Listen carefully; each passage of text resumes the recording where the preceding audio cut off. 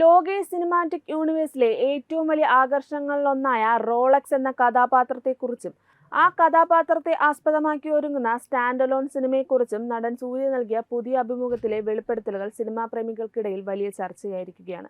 കമൽഹാസൻ നായകനായ വിക്രം എന്ന ബ്രഹ്മാണ്ഡ ചിത്രത്തിന്റെ അവസാന നിമിഷങ്ങളിൽ മാത്രം പ്രത്യക്ഷപ്പെട്ട തിയേറ്ററുകളെ ഇളക്കിമറിച്ച വില്ലൻ കഥാപാത്രമായിരുന്നു റോളക്സ്.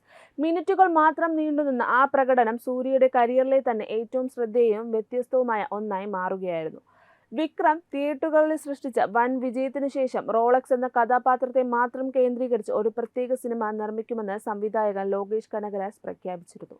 തമിഴ് സിനിമയിലെ തന്നെ ഏറ്റവും പ്രതീക്ഷയുള്ള പ്രോജക്റ്റുകളിൽ ഒന്നായി ഈ ചിത്രം മാറിയെങ്കിലും പ്രഖ്യാപനത്തിനു ശേഷം ചിത്രത്തെക്കുറിച്ചുള്ള ഔദ്യോഗിക അപ്ഡേറ്റുകളൊന്നും പുറത്തു വന്നിരുന്നില്ല. ഇത് ആരാധകർക്കിടയിൽ ചിത്രം ഉപേക്ഷിച്ചോ അതോ നീളുകയാണോ എന്ന തരത്തിലുള്ള സംശയങ്ങൾക്കും ആശങ്കകൾക്കും വഴിവെച്ചിരുന്നു.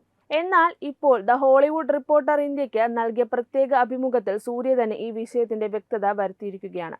റോളക്സ് സിനിമയുടെ ചിത്രീകരണം എന്ന് ആരംഭിക്കുമെന്ന കാര്യത്തിൽ തനിക്ക് നിലവിൽ വ്യക്തമായ ധാരണയില്ലെന്ന് സൂര്യ തുറന്നു പറഞ്ഞിരിക്കുന്നു.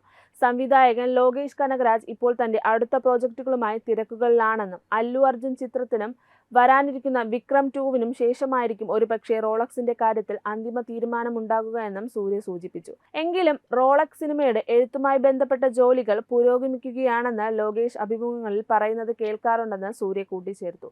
ഈ സിനിമ എപ്പോൾ യാഥാർത്ഥ്യമാക്കുമെന്ന് കാലം തീരുമാനിക്കട്ടെ എന്ന് തികച്ചും സന്തുലിതമായ നിലപാടാണ് താരം പങ്കുവച്ചത്.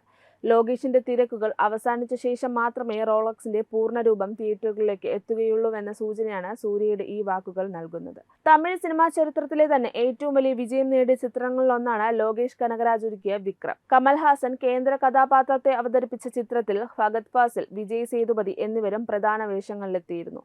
ലോകേഷ് സിനിമാറ്റിക് യൂണിവേഴ്സിന് ശക്തമായ തറക്കല്ലിട്ട വിക്രം ആഗോളതലത്തിൽ 400 കോടി രൂപയിലധികം ഗ്രോസ് കളക്ഷനാണ് നേടിയത്. കേരളത്തിലും വൻ തരംഗം സൃഷ്ടിച്ച ചിത്രം 50 കോടിയോളം രൂപ തിയേറ്ററുകളിൽ നിന്ന് കളക്ട് ചെയ്തിരുന്നു. ഈ വൻ വിജയത്തിന് ആക്കം കൂട്ടിയ പ്രധാന ഘടകം ക്ലൈമാക്സിലെ സൂര്യയുടെ റോളക്സ് അവതാരമായിരുന്നു.